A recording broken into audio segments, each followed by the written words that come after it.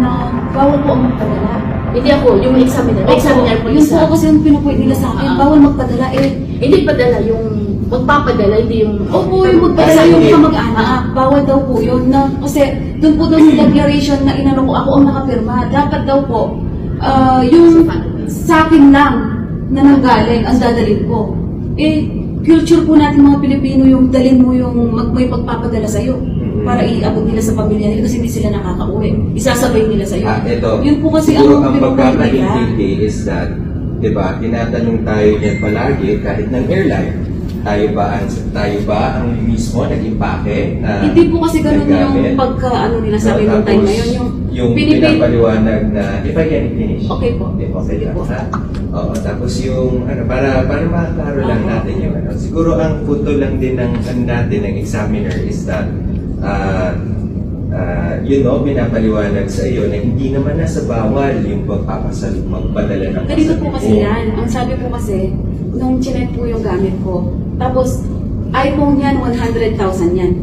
Tapos sabi ko po, ay, pinadala lang po to sa akin. Sabi po niya, at saka hindi po to 100,000, iPhone Pro 12 lang po to. Tapos ako po ang umano niyan, bumili online, gamit yung credit card ko kasi po, nangutang sa akin yung nagpadala. Yun po ang sinabi ko. Kasi po, inaan po nila na 10,000 lang daw po ang pwedeng bitbitin. Na 10,000 pesos lang na sa pagkakaalam ko, hindi po ganun. Kasi ilang beses na po kasi ngayon di nagkakaintindihan. Opo, yun po ang lumabas na ano kasi. Nakita mo yung declaration form, di ba nakalagay doon na OFW or tourist, anong purpose na travel natin, vacation. So actually, naging mabait na si Customs na hindi na natin sililing ko. May penalty kasi yun kapag balik yung ato. Ang intindi niya kasi, ang nakalagay po kasi doon, vacation. Kasi magbabakasyon po ako. Ano po ang, ano nga ba dapat yan? Kasi ano ba dapat yung ilagay? Kasi magbabakasyon po ako. Kung halimbawa, you are an overseas foreign worker, as you claim to be, diba? Yun po ang inyong sinabi sa inyong post, at na-communicate ninyo, syempre pagbabasihan naman ng ating mga officers yung nasa dokumento. This is the document. Ano po bang documents ang sinasabi nila? Anong declaration form mo? Yung travel pass? No. Kasi po ganito po yan. Hindi ko pa po na ibibigay yung wala pa po silang alam tungkol sa dineclare ko. Kasi po, ang ginagawa po nila, pagkabigay po nila nung pinil up, labas na po agad yung hindi na po nila babasahin. Kasi nakaganyan yan eh. Nung pagkabigay ko pong ganyan sa kanila, araw na ako agad. Alam na po nila yung laman ng ko. So, paano pong declaration ang sasabihin ko doon? Paano po nila sasabihin hindi ko dineclare? Hindi pa naman po nila nababasa yung kakabigay ko pa lang eh. Sapat dito, sapat dito. Doon na, wala. Nung pa nga, hinanap pa nga nila kung asan yung declaration ko, ano yung pangalan mo? Ano yung apelido mo? O, di po ba? Tapos sinasabi na hindi ko po daw dineclare yun. Yun po ang sinasabi kong... Pero in your declaration form na meron tayong kopya, nakano ka? Opo, lahat po yun. Kasi check lang naman po yun kung yes or no. Lahat po yun yun ako. Kasi ang alam ko po, 2 phone lang yun na hindi naman po ang pagkakaalam ko po, hindi lang po 10,000 ang Okay. Wala po kami alam na gano'n lang. Ganito hindi natin sinasabi na bawal, pero huwag mong mamasamain pag ginagawa ng mga empleyado ng gobyerno natin ang trabaho nila. Kasi sila naman din yung mananagot kapag they don't follow the protocol. In this particular instance, at ulitin ko lang sa totoo lang, naging matulungin ng ating customs officers. They could have been very strict about it. Yun na lang sa mali na pagteknora. Nandun ho sa baba ang mga penalties noon. Sasabihin ko lang po kung ano talaga, it's fact. Illegal po yun na hindi po tama ang ating pagkakatiklara. Iintindihan natin na there are situations na siguro sa pagkakamadali, nakalimutan, there are kasi dito siya nalito eh. Hindi maliwanag sa kanya na yung doon sa papasok sa 150. Diba? Kasi nga nilagay niya vacation kasi siya ay magbabakasyon dito dahil babalik siya na po. Kaya vacation, ano po ang pipiliin mo doon? Nakakalito. Ano ang pipiliin nyo doon na... Ano nga daw pipiliin niya? Okay, ang kasi doon, ang sa tax treatment talaga, hindi mo yung purpose of travel. Hindi, ano nga yung ilalagay na, Ano? kasi ang mukhang nagkaroon ng misunderstanding kung ano yung magiging status niya. Kasi papasok siya doon sa 150, di ba? Hindi po doon yun yung Saan ba? kung vacation or ano yung Hindi, purpose saan ng travel. ba? Saan ba? Whether we are an OFW or we are a tourist, yun po ang nagkocontrol kung ano. So, ang hindi Hindi niya- po tourist. Hindi niya, doon tayo nagkaroon ng But misunderstanding. ang chinek mo kasi Vacation. is Ano yung nasa? resident, hindi Eh, OFW. lahat naman po na may contract sa ibang bansa, residence po yun. Dito lang tayo, Years po dito kayo, lang tayo hindi residence po kasi. nagkaintindihan eh. May bangso kasi na ano. Sir, ganito lang. Kasi I think it's useless to talk about it. Right, right. Let me explain. Nandito kasi siya. Kasi nga, ang intindi niya, residente siya rito. Kaya nilagay niya resident. Oo.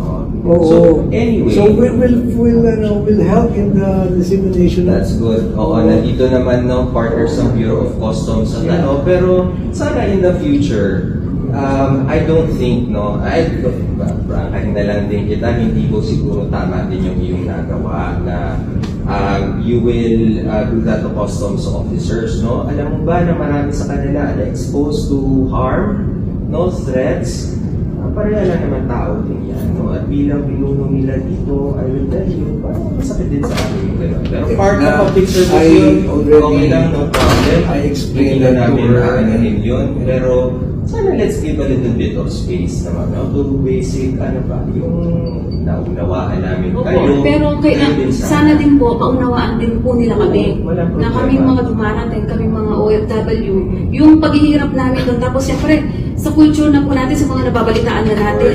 Oo. Siyempre, nasa utak na po natin yung gano'n. Yan yung ina-explain. Oo, doon Like, din po. ito, aside, hiningan nyo naman din ako ng recommendations. Naiintindihan ko naman ng pag-i-implement eh. Kaya ako nagsasuggest ng messaging. Like, for example, yung pagbawal, di ba? Bawal. Yung ano daw, yung pagbumukas. Opo. Okay, naiintindihan ko yun. Ano ba, mas madali niya maintindihan ko sasabihin, kung lalapit ka, may problema po ba? Diba? Kasi mag-iiba yung mag-iiba yung buong Nagaan tayo. pa doon, yung mapapahiya ka. Ma'am, bawal magbukas ng ano dyan, tapos ang daming tao. Yun, doon po nag-start eh, nung So, again, doon po nag-start yung ano ko, kasi alam ko na po na doon pa lang, umpisa pa lang. Tapos nung ando na po sa may magpipilap ng ano, nakapila na po ako dito sa may left side, pinapapila niya ako doon sa marami na magpila, eh dito iisa na lang. Diba? Ganun po yung inano niya yan. Sabi niya, ma'am, pila ka doon. Kaya alam ko kung tinatarget na nila ako eh. Kasi, Actually, yeah, ganun po let's yung mangyari. correct that, no? Kasi 5 ang ating passengers na, ano nun, no issue, no complaints, nothing, naintindihan ng pasahero. Same protocols naman na sinusunod natin. We do not target anybody kasi hindi naman po natin talaga kilala yung mga individuals na dumarating. Libo po yan, araw-araw. At sa dami rin po ng pasahero na pinaprocess natin ang kanilang clearance sa customs, wala naman yung nagiging problema. So, ano kung bang benepisyo sa atin kung mag-single out tayo? As I've said, it's just the messaging. It's just the messaging. Kung paano, I understand where you're coming from. I also understand where she's coming from. Doon sa messaging na kayo hindi nagkaintindihan. Diba? Kagaya nun, kung alam ko yung bawal, pero kung paano mo siya sasabihin, will spell a lot of difference. Kunyari, ako na gagawin ko, anong problema, ano yung hinahanap ko? It will deliver the same message, pero walang magiging tensyon. Kasi iba na sa kanila, pagka nasabihin, bawal yan. Ano to eh, ang haba na ng kanyang hugot doon. Kasi ang hugot yan, pupunta na yan kung saan siya nanggaling na bansa. Kasi nga, marami silang dinadanas na gano'n doon. So, ang kanyang pinagaganyan, bakit ginaganon din ako dito sa bansa ko? Now, I know hindi nyo sinasadya. Kaya lang kasi, that's why I'm telling you, I understand their language and I also understand where you're coming from.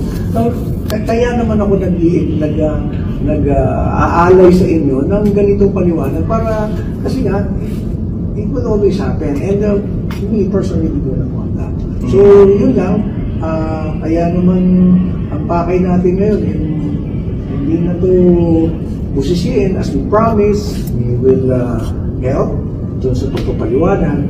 Itong nangyari dito, ang mas mabuti, magkasundo na lang, we will help pagdating dun sa...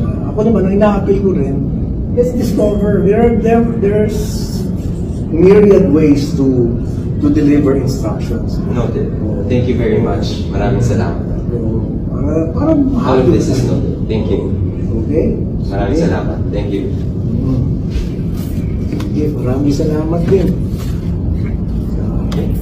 Alam mo, marami pa kayong gagawin. Thank you, sir. Actually, hindi na... was not able to do any work today.